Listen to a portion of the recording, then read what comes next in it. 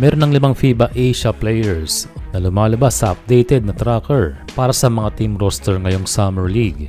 Ang tanong sa ngayon ay makakuha kaya ng spot ang isa pang Asian player. Mauuna ang California Classic at Salt Lake City.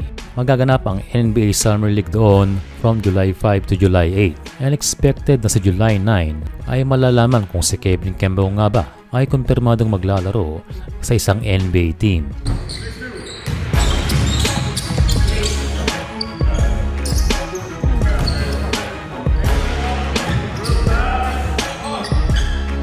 Mainit na usapan nito ngayon pero marami talaga ang nagsasabi na wag nang pangunahan kung makakapaglaro nga si KQ sa Summer League. Ang tinuturong team sa social media na pupuntahan ni Kevin Kembao ay sa Sacramento Kings. Well, kung iisipin siya ay nasa Sacramento, kaya si KQ ay ililink sa NBA team na mayroong Pilipino at yun ay ang Sacramento na kung saan assistant coach si Jimmy Alapag.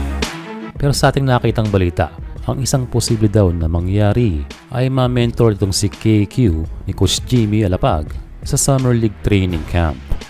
Where nilabas siya ng Inquirer.net ang kanilang US-based bureau na nakaantabay kay KQ. And so sa ngayon we cannot say na sigurado na si KQ na maglalaro sa Kings ngayong Summer League. Ang maganda lamang na mangyari, sila ay makita ni Coach Jimmy Alapag bago maging busy ang Kings na maglalaro sa Las Vegas Summer League ngayong July 10. Minsan lang dumalo ng training camp noon si Kai Soto na naandoon si Coach Jimmy at meron pang nilabas na video ang Kings noon. Sa ngayon we all know kung ano ang work ethic nitong si KQ. Isang once in a lifetime chance ang makapag-training sa US kaya expected na ibubuhos ni Kembao ang kanyang 100% sa mga training camps. So lahat ay nakasalalay sa kanya.